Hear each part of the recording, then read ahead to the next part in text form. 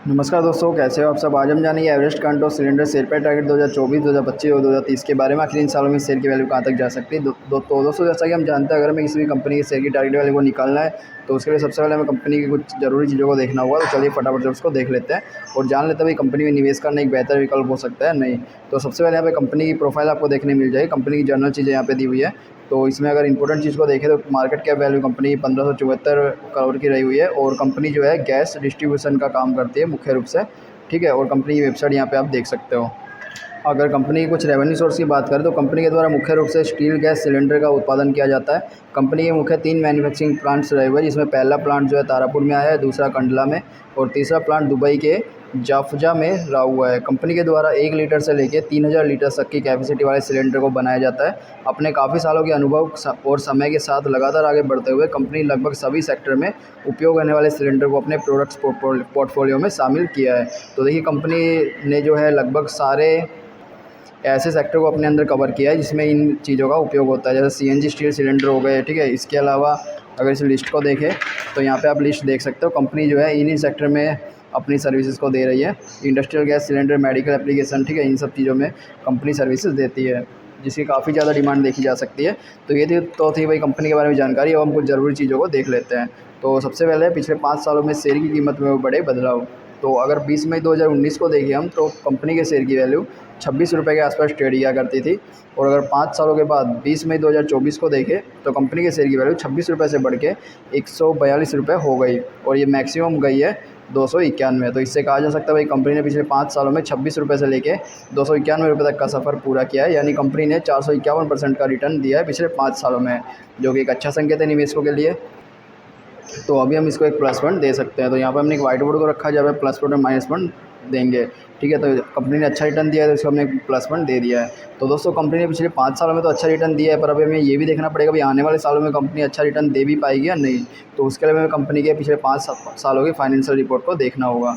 तो देखिए, कंपनी 2019 में जो है 715 करोड़ का रेवेन्यू बनाया करती थी, नेट इनकम 58 करोड़ की बनती थी।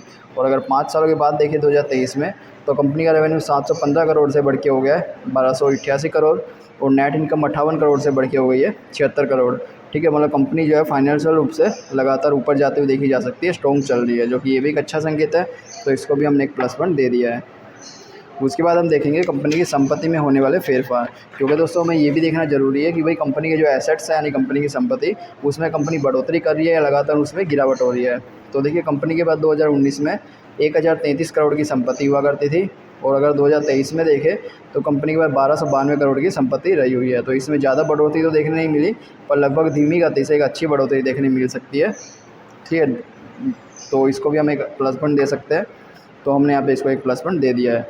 उसके बाद हम देखेंगे पिछले कुछ साल में कंपनी के द्वारा दिया गया डिविडेंड। तो जैसा कि हमने देखा भाई कंपनी अच्छा प्रॉफिट बना रही है, अपनी संपत्ति में वृद्धि कर रही है, तो क्या कंपनी अपने निवेश को डिविडेंड दे रही है। तो 2023 में कंपनी ने डिविडेंड दिया, 22 में दिया, 21 में। ठीक है, 21 से पहले 2013 में दिया था, फिर 12 में दिया था। तो इससे ये कहा जा सकता है कि भाई कंपनी 2013 तक अच्छे प्रॉफिट में चल रही थी, उसके बाद थोड़ा नुकसान में आ गई और कंपनी 2021 से फिर से लगातार अच्छा प्रॉफिट बनाते हुए आगे बढ़ रही है, क्योंकि कोई भी कंपनी तभी डिविडेंड देती है जब वो अच्छा प्रॉफिट बना पा रही हो। तो ये भी निवेशकों के लिए एक अच्छा संकेत है। तो इसको भी हमने एक प्लस पॉइंट दे दिया है। अभी दिया हुआ है कंपनी का शेयर होल्डिंग पैटर्न कि कंपनी में कौन कौन से इन्वेस्टर रहे हुए हैं। तो सबसे पहला आता है प्रमोटर होल्डिंग, यानी कंपनी के द्वारा की गई होल्डिंग। कंपनी अपने शेयर की 67% की होल्डिंग की गई है, जिसमें से इस होल्डिंग में से कंपनी ने किसी भी प्रकार से बैंक में कुछ भी गिरवी नहीं रखा गया, पूरी तरह से कंपनी के पास रही हुई है, जो कि एक अच्छा संकेत है। म्यूचुअल फंड के द्वारा 0% होल्डिंग है, अच्छा संकेत नहीं है। जो भारत के बड़े इन्वेस्टर हैं उनके द्वारा भी लगभग ना के बराबर होल्डिंग है, 0.23%, ये भी एक अच्छा संकेत नहीं है। विदेशी इन्वेस्टर कंपनी में 0.69% रहे हुए हैं, ये भी एक अच्छा संकेत नहीं है। रिटेल इन्वेस्टर कंपनी में 31% रहे हुए हैं, इसको एक अच्छा संकेत मान सकते हैं। तो दोस्तों, अगर ओवरऑल शेयर होल्डिंग पैटर्न को देखा तो भाई कंपनी में बड़े इन्वेस्टर लगभग ना के बराबर रहे हैं। ना तो म्यूचुअल फंड है, ना भारत के बड़े इन्वेस्टर है और ना ही विदेशी इन्वेस्टर है, लगभग ना के बराबर रहे हुए हैं, जो कि एक अच्छा संकेत नहीं है। इसमें एक अच्छा संकेत ये माना जा सकता है कि भाई कंपनी के पास अभी भी खुद के 67% शेयर रहे हुए हैं, जिसमें से कंपनी ने इसको बैंक में भी गिरवी नहीं रखा गया। तो आगे देखते हैं भाई कंपनी किस तरह से इन शेयर को न्यूट्रलाइज करती है, पर अभी के लिए हम इसको एक माइनस पॉइंट देंगे, क्योंकि कंपनी में बड़े इन्वेस्टर ज़्यादा मात्रा में नहीं रहे हुए हैं। अगर हम प्लस पॉइंट माइनस पॉइंट को कंपेयर करें तो भाई हमें इसमें 4 प्लस पॉइंट देखने मिले, एक माइनस पॉइंट देखने मिला, जो कि निवेशकों के लिए एक अच्छा संकेत है। इसके अलावा हमें जैसे जैसे अपडेट मिलती रहेगी हम आपके साथ भी अपडेट करते रहेंगे, इसलिए चैनल को सब्सक्राइब कर लें, वीडियो को लाइक करें। तो चलिए मिलते हैं नेक्स्ट वीडियो में।